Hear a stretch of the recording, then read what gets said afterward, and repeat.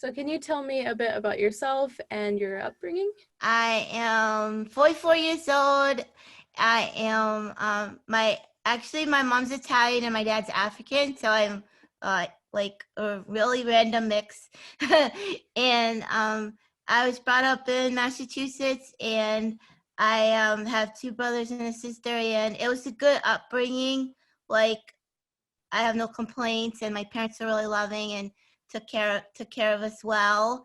And but I always had problems growing up in school, especially in school, with behavior problems, but they weren't really behavior problems, but they were considered behavior problems. And I had a hard time with like the other kids and understanding that. I got bullied a lot, and but I do remember good times. I did have a few friends that my mom would like make sure I kept some friends and did do some fun things. So yeah, it was a nice growing up time, pretty much, except for yucky teachers and having autism without being diagnosed and going through all that. But other than that, it was good. How well do you feel that your parents or family understand you and you them? I feel that my mom understands me very, very well. Back when I was a kid, she was attempting to understand me, but it was hard because she didn't know about autism and what I was going through. So, but she always knew something was there, but couldn't put a finger on it. So she understood me well always. I am very attached to her because she would understand me so well. And actually, one of my brothers is a lot like me. He's not like diagnosed with anything, but he under even back then when he was just being like a like a rotten older brother, and I say that with love, like, teasing me and playing pranks on me. We understood each other. It's like I understood him, he understood me, and to this day, he really understands me. Like he always knows what I'm gonna do before I do it, because he's like, I just know you, because we're just so much alike. And my other brother, actually, he's very understanding as well. I don't know if he understands my inner mind as well, because has a different kind of mind. But my family understands me well, and when they don't, they make an attempt to like ask me what's going on. So it's a good setup. What role would you say that your family has had in your life regarding autism? For example, like maybe having to advocate on your behalf or help you with therapies or anything like that? They have a big role, because especially about a few years ago, well, they actually have a guardian. Both my mother and my brother are my legal guardians right now, because before I had an appointed guardian, which is a whole other story from the last placement I was at, which was very abusive and manipulative. And they put a guardian on me. So in order to get rid of that guardian, I had to get a new guardian, which of course I chose to be my mother and my brother. So they advocate for me a lot. But they also listen to what I want and what I have to say. Sometimes they'll listen, but then still make a decision I'm not happy with. But I know they always have my very best interest at heart. Sometimes I do just want things now, or I'm just frustrated, and I just like say I didn't get to go somewhere that I was supposed to go at my placement, and then I call my brother and I'm like, I don't want to leave, I'm leaving, I'm signing out. Like, I make those kind of decisions sometimes, and he's like, wait a minute. So I would say times like that, they will take control, but they do listen a lot to what I want. I've been like doing films and getting like agencies that want to take my work, and my brother will allow that. We'll go over everything. He'll explain to me, like, now this is what can happen if we sign this contract. So it's but I'm leaving it up to you. He says it's safe enough that I'm going to let you make the decision. And then he'll tell me the pros and cons of signing something. So it's been working out well. And the more I'm progressing forward, the more they're letting me make my own decisions. I would feel like would like a little bit more control, but it's okay where I'm at too. Do you typically feel a strong understanding for other autistic people who might be higher support needs than you or might be non-speaking, and why or why not? Sometimes I do. Like I'll tell you, I meet some people with autism like that are like need like a lot more support than I do or are nonverbal, but like when I'm around them and then I'm around the people that are usually around them helping them, a lot of times I'll feel like, wait, that's not how I can kind of tell like when their reactions are not like the right thing to do. I see a lot like when somebody, for example, like somebody with autism is like they seem to be upset or they're like, you know, starting to get kind of this, and instead of like giving that person space, they'll be like, well, what's wrong? You want this? Do you want this? Do you need this? And I'm in my mind, I'm like, oh my gosh, like that would make me crazy, and inevitably the person like blows up. And I do feel like I have an understanding, although no one can know another person's mind and feelings, but I do feel a lot of times like I have understanding of people because I have autism that then people who don't and are trying to help, but sometimes I feel like they're going about it the definite wrong way, because I can feel it inside. I'm like, oh my gosh, I'm getting anxious and I'm not even the one having the hard time. And I'm feeling it for that person. So I guess a little bit, yes. And then, but then also you get to know a person and sometimes they do know their friend or family member. They know how they're going to react and they know what's coming next too. So I think it's a mixture of both. How do you feel in general about the like family of autistic people, like in the world of autism, kind of in general? I know that's a very generalized question, but maybe some thought. Yeah, like how I think they work with their loved one. Yeah, Is that what you mean? that would work. Yeah. I don't know. I see. I don't. You know, I don't really know. Like, I know some people have like obviously like some people that are on YouTube or something that I can actually see part of their life, and then but then there's other people like in real life too that I see, and I don't know. I think some people get it really right, and then other people don't. I think sometimes it just depends. Um, I don't know. It is a hard question because it's like it can be so different from person to person. But from what I see, like on YouTube and stuff, I think people like have the best intentions most of the time for their family members. Um, I think sometimes I think sometimes that they might be trying to portray like make sure that people know that they're caring and that they're trying to be conscientious of this. But they have a lot to do because they have to keep like the people like the autistic advocates happy, but then they have to be them, you know, their own lives. And I just think no one's completely right on either side, because you'll have like the families of people, especially people that are like need more support or nonverbal, and then you'll have like the advocates, the autism advocates, a lot of who are verbal and don't need as much support. And it's like, well, they don't know exactly what they're going through. It is different when you're having trouble communicating or you have just more trouble with things on a day-to-day basis. I just feel like everybody needs to give each other a break. Just like we're all humans, we're all trying to make it in one way or another, and it's not like them against them. It shouldn't be that way, because everyone's just trying to do the best they can. The majority of people, most people are not nefarious in how they're treating their loved ones. And so it's good to be like, well, maybe, you know, you could try this, give advice, but not judge or everybody, and also even if the family has kids that don't have autism, they raise their kids differently than other families. Everyone's raised differently. So why can't that be with autism too? I mean, everyone has their own views on how to raise kids.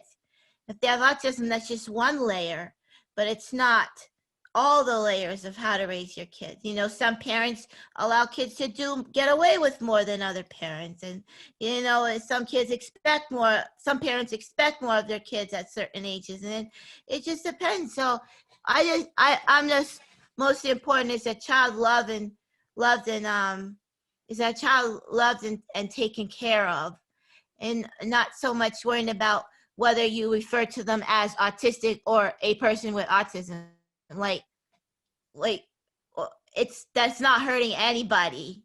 It's just not. If it does hurt you, I'm sorry I said that. It's not hurting anybody. Maybe it does hurt some people, but like what a child needs is just love and understanding, and if they know they have that, then they're well on their way. Do you feel that parents tend to be accurate in saying that they are their child's voice, their autistic child's voice, when they're non-speaking?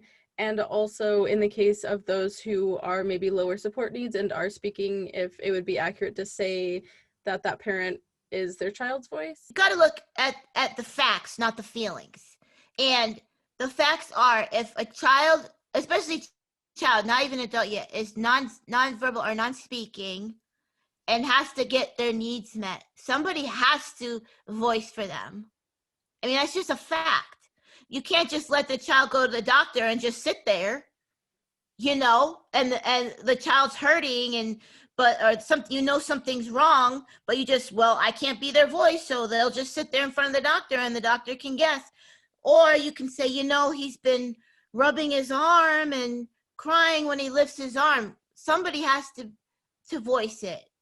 So like a little bit, yeah, the parents or the person the closest to them does have to be their voice sometimes, because they need to get taken care of, and not everybody's going to be able to read that child's mind or just understand them because they don't live with them. They don't know their everyday life. So I think that they are their child's voice a lot of times, because they're with them all the time. They know when something's wrong. I'm not comparing children to dogs, okay? But I have a dog, and the other day she was like so lethargic. She wasn't acting herself. She couldn't lift her paw up. Well, I took her to the vet. I didn't just pass her off to the doctor. I said to the lady, well, this is what's been happening. I had to be her voice because the dog couldn't say what's going on. Not comparing children to dogs. I'm comparing the fact of not being able to verbalize something. That's all I'm saying. So don't hate me, please, people. And just comparing it to, sometimes you do have to be a voice. Even a child that is speaking, that doesn't have autism, their parents are their voice a lot of times. When they have to go to the doctor or at school, when they're having problems, the parent can say, well, have you tried this? Or, you know, at home, this has been going on, or something, you know, the grandfather died, you know, and the kid couldn't articulate that. Maybe that's why they're behaving this way. So I think every parent is in some way their child's voice. So I'm not against them saying that. I think sometimes it can be a little like, well, I'm my child's voice, like I'm everything. It can come across that way when you like put memes up there like, I am my child's voice. Well, you're not, you're their advocate, you know, and you voice for them when needed, but they do have their own voice. They have their own likes and dislikes and things like that. So again, I'm like split, but that's my how I see that. What do you think about the conversation around who gets to speak or advocate on behalf of non-speaking autistic people? Definitely autistic people should have like a strong say in what's going on for themselves, because I think it's hard to understand sometimes if you don't have autism or you don't know someone with autism. It's hard to understand because a lot of times the ways we are like are the opposite of what logic or a neurotypical person would feel or think about something. So I think it is important that people with autism be a voice, but I don't think that you should shut down people who work with, especially people who like went to school or work with people with autism. They dedicated their life to, or their career to helping people with autism. So I think, they have credentials and things, and they do have their place to say things. A lot of times that, I don't know, they're not always like very accurate. And then you get into the scope of like, I won't really touch this subject, but like ABA and all that. And that, I think that's where a lot of the anger and the animosity lies with therapists who use ABA and or other means of controlling or helping people with autism. And definitely, I think like a lot of their methods are not good, and that autistic people have a right to speak up about that. I know ABA can be different for different people. Like I've seen some people like they learned to speak because they did ABA, or they learned how to like do all their hygiene because they did ABA. But then there's like the ABA I went through, which was literally trying to change everything about me, and I got in trouble for doing this or any little thing.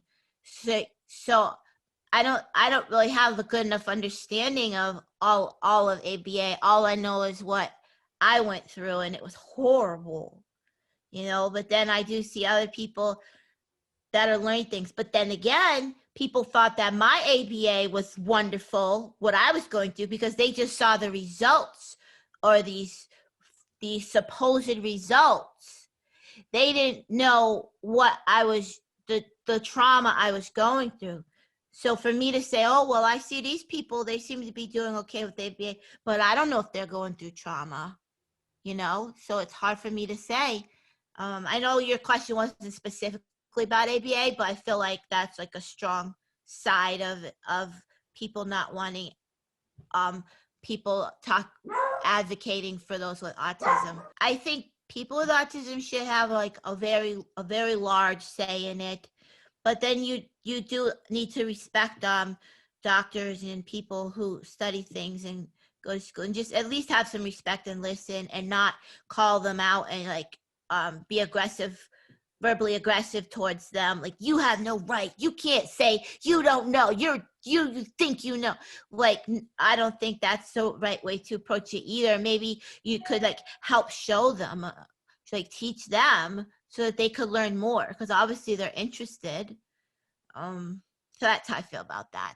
Do you have any thoughts or anything else you'd like to add maybe to this kind of discussion on parents and people speaking for non-speaking autistic people and all that jazz? I would just like to my final thoughts would be, it's not black and white issue. Like when you have autism, a lot of times things are like black and white. You see things in black and white, and I've had to learn to see the gray. And there's a lot of gray area in it, and everyone on both sides, but I especially think on the autistic people's side, need to give people a break. People love their kids. They that's their family, that's their children. So I don't think it's good to attack them and saying, well, you're hurting them, or you're not their voice, or you're not their this. I mean, that's someone's child, and that's a parent loves their child, and they want to help them. And so I don't like the blanket approach to it. I just encourage people that are on that camp of like, you're not your child's voice, you're not this, and this is only way it can be, just for kicks, like, just take yourself out of your for a minute, and just literally see it from the opinion of that you hate, and just try to look at it from this point of view, and just try to see if you see any common ground. And that's how I've had to learn to do with things when I feel one way about something. And I try to, at least, you don't have to agree or come to the conclusion that it's okay, but just to understand where they're coming from. Because as humans, we're mostly coming from a place of, we all want the same thing. We want to be loved, we want to love, and we want understanding, and we want, like, to be taken care of, or to have our needs taken care of. Where we all want those things as humans. It's not like we want completely different things. All humans need the same basic things. So we're just coming from different directions, but trying to get to the same place. So keep that in mind. Thank you so much for joining me and for agreeing to interview and sharing all of your insights. I really You're appreciate it. welcome.